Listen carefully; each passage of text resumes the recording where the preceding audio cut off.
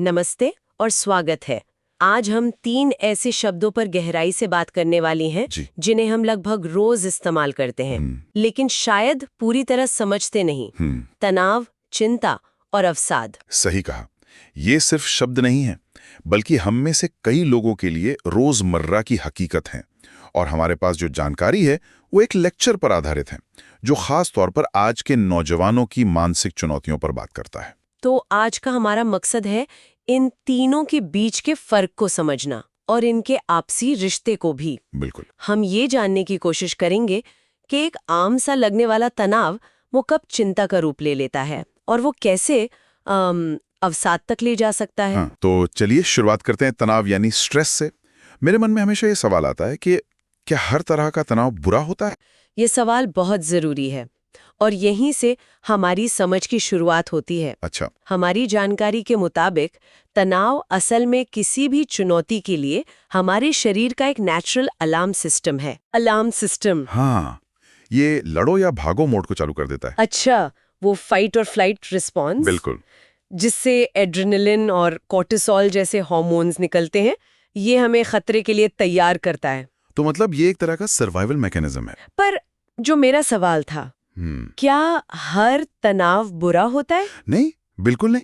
और यहीं पर एक बहुत दिलचस्प बात सामने आती है। क्या तनाव 4 तरह का हो सकता है। 4 तरह का? हाँ, 2 तो हम शायद जानते हैं। एक्यूट स्ट्रेस, जो थोड़े समय के लिए होता है, जैसे एग्जाम से पहले की घबराहट। और दूसरा क्रॉनिक स्ट्रेस, जो महीनों या सालों तक चलता है, जैसे नौकरी की परेशानी। हाँ, ये तो शरीर को धीरे धीरे कमजोर कर देता है। राइट। पर बाकी 2 असल में खेल बदलते हैं।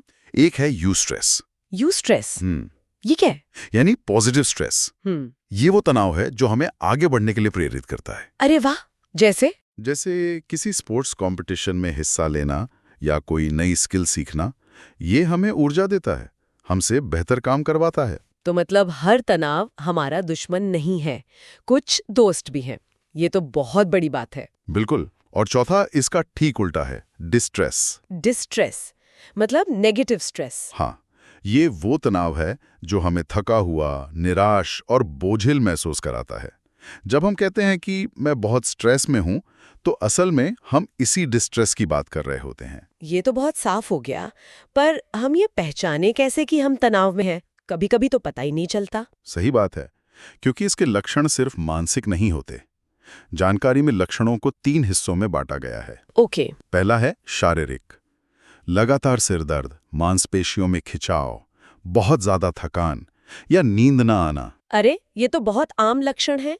मतलब हो सकता है कि किसी को सिरदर्द हो और वो उसे सिर्फ थकान समझ रहा हो, जबकि असल में जड़ तनाव हो। एग्जैक्टली। दूसरा हिस्सा है भावनात्मक। छोटी छोटी बातों पर चिढ़ जाना, उदासी महसूस करना या मूड का तेजी से बदलना। और तीसरा है व्यवहार से जुड़ा।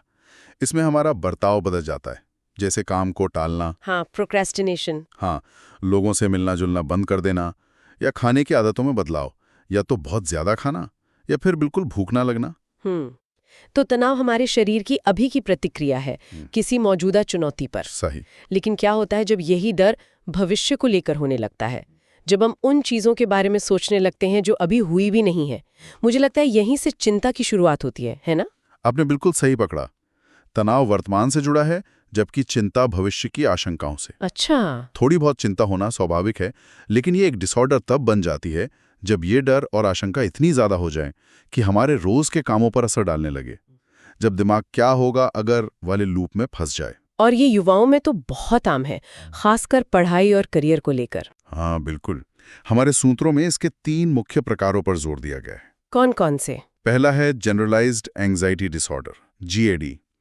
इसमें इंसान को लगभग हर चीज के बारे में लगातार चिंता होती है, सेहत, पैसा, रिश्ते। मतलब बिना किसी खास वजह के भी? हाँ, और ये चिंता असलियत से कहीं ज्यादा होती है। दूसरा शायद सोशल एंग्जाइटी है। हाँ, सोशल एंग्जाइटी।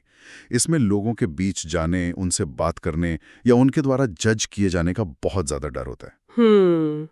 ये डर इतना बढ़ जाता है कि लोग सामाजिक मौकों से बचने लगते हैं। बिल्कुल। और तीसरा है पैनिक अटैक। ये तो सुनने में ही काफी डरावना लगता है। ये क्या होता है? पैनिक अटैक अचानक से उठे डर का एक बहुत तेज तूफान होता है। इसमें दिल की धड़कन बहुत तेज हो जाती है, सांस लेना मुश्किल हो जाता है, पसीना आने लगता है। ओह। और ऐसा लगता है जैसे आप पर कोई कंट्रोल नहीं है या आपको हार्ट अटैक आ रहा है। ये अनुभव बहुत ही भयानक हो सकता है। तो इन लक्षणों को पहचानना बहुत जरूरी है। ये समझना कि ये सिर्फ घबराहट नहीं है, बल्कि एक गंभीर समस्या हो सकती है। बिल्कुल।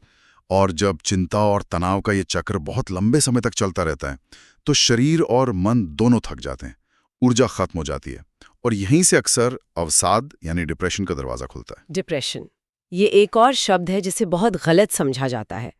लोग इसे सिर्फ उदासी समझ लेते हैं। हाँ, जबकि ये उससे कहीं ज्यादा गहरा है। हमारी जानकारी में इसकी एक बहुत साफ परिभाषा दी गई है, है ना? हाँ, डिप्रेशन सिर्फ 1-2 दिन की उदासी नहीं है।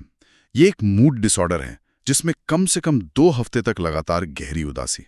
2 हफ्ते? हाँ, किसी भी काम में दिलचस्पी का पूरी तरह खत्म हो जाना और बहुत ज्यादा थकान या ऊर्जा की कमी महसूस होती है।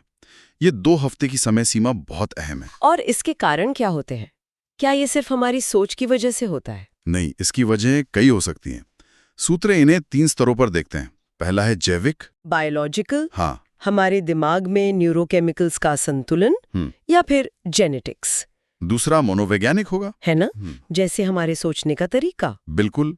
मनोवैज्ञानिक कारण जैसे नकारात्मक सोच का पैटर्न, खुद को हमेशा कम आंकना या जीवन में हुआ कोई बड़ा सदमा। और तीसरा है सामाजिक कारण, जैसे अकेलापन, रिश्तों में समस्याएं, पढ़ाई या काम में नाकामी। ये सभी मिलकर किसी को डिप्रेशन की तरफ धकेल सकते हैं। सबसे जरूरी बात जो मुझे उस लेक्चर में लगी वो ये थी कि डिप्रेशन किसी की कमजोरी की निशानी नहीं है। बिल्कुल नहीं। ये एक मेडिकल कंडीशन है, ठीक वैसे ही जैसे डायबिटीज या थायराइड। सही कहा। और जब तक हम इसे इस तरह नहीं देखेंगे तब तक इससे जुड़ा कलंक या स्टिग्मा खत्म नहीं होगा और लोग मदद मांगने से हिचकिचाते रहेंगे। तो अब हमारे सामने एक पूरी तस्वीर है, तनाव से चिंता और चिंता से अवसाद। ये एक फिसलन भरी ढलान की तरह लगता है। सवाल ये है कि इस चक्र को कैसे तोड़ा जाए? क्या इससे बाहर निकलने के रास्ते हैं? हाँ, अच्छी बात यह है कि रास्ते हैं और वे बहुत व्यवहारिक हैं। अच्छा। हमारी जानकारी में प्रबंधन की रणनीतियों को भी 3 हिस्सों में बांटा गया है। सबसे पहला और आसान कदम है जीवन शैली में बदलाव, जैसे कि एक्सरसाइज और नींद। हाँ, रोजाना सिर्फ 30 मिनट की कोई भी एक्सरसाइज जैसे तेज चलना मूड को बेहतर बनाने वाले केमिकल्स रिलीज करती है। और नींद, रोज 7-8 घंटे की गहरी नींद लेना बहुत जरूरी है। नींद की कमी से तनाव और चिंता दोनों बढ़ते हैं। और शायद कैफीन और शराब जैसी चीजों से दूरी बनाना भी जरूरी है। बिल्कुल। वे थोड़े समय के लिए अच्छा महसूस करा सकते हैं, पर लंबे समय में लक्षणों को और बिगाड़ देते हैं। ये तो हुई शरीर की बात। मन के लिए क्या तकनीकें हैं? यहाँ पर मनोवैज्ञानिक तकनीकें काम आती हैं, जैसे कि माइंडफुलनेस और ध्यान। मेडिटेशन। हाँ, जो हमें अपने विचारों को बिना जज किए देखना सिखाता है। और गहरी सांस लेने वाले व्यायाम भी हैं, जो नर्वस सिस्टम को तुरंत शांत करते हैं। बहुत ज्यादा जब हम अपनी चिंताओं को कागज पर उतारते हैं तो वे हमारे दिमाग में घूमना बंद कर देती हैं और हमें एक स्पष्टता मिलती है। और तीसरा और शायद सबसे जरूरी हिस्सा, दूसरों से जुड़ना। सबसे जरूरी, सामाजिक और भावनात्मक सहारा। अपने किसी भरोसेमंद दोस्त या परिवार के सदस्य से अपनी भावनाओं के बारे में खुलकर बात करना। ये महसूस करना कि आप अकेले नहीं हैं, अपने आप में एक बहुत बड़ी ताकत है। लेकिन एक सवाल जो बहुत से लोगों के मन में होता है, मुझे कब समझना चाहिए कि अब मुझे किसी प्रोफेशनल की मदद लेनी चाहिए? ये एक बहुत ही महत्वपूर्ण सवाल है। इसके कुछ साफ संकेत हैं। पहला, अगर आपके लक्षण 2 हफ्ते से ज्यादा समय से बने हुए हैं और कम नहीं हो रहे हैं। दूसरा, शायद ये है कि जब इन लक्षणों की वजह से रोज के काम पर असर पड़ने लगे, जैसे कॉलेज या ऑफिस नहीं जा पा रहे। बिल्कुल। या अपने रिश्तों को नहीं संभाल पा रहे हैं, या बिस्तर से उठने का ही मन नहीं कर रहा। और तीसरा और सबसे गंभीर संकेत है जब मन में खुद को नुकसान पहुंचाने के विचार आने लगे। ऐसी स्थिति में एक पल की भी देरी नहीं करनी चाहिए और तुरंत मदद लेनी चाहिए। और ये याद रखना बहुत जरूरी है कि मदद मांगना हिम्मत की निशानी है, कमजोरी की नहीं। सही कहा। तो कुल मिलाकर आज की हमारी इस पूरी बातचीत का सार ये है कि तनाव, चिंता और अवसाद हमारी जिंदगी का हिस्सा हो सकते हैं, लेकिन वे हमारी पूरी जिंदगी को नियंत्रित करें ये जरूरी नहीं है। सही। जागरूकता, अपनी देखभाल के लिए छोटी छोटी आदतें अपनाना और जरूरत पड़ने पर बिना झिझक के मदद मांगना, इन सब से एक संतुलित और खुशहाल जीवन जीना बिल्कुल संभव है। बिल्कुल। और अंत में मैं सुनने वालों के लिए एक सवाल छोड़ना चाहती हूँ। से पूछना, मैं आज कैसा महसूस कर रही हूँ या मैं आज कैसा महसूस कर रहा हूँ। बहुत अच्छा सवाल है। शायद ये स्वस्थ जीवन की दिशा में हमारा पहला और सबसे ताकतवर कदम हो सकता है।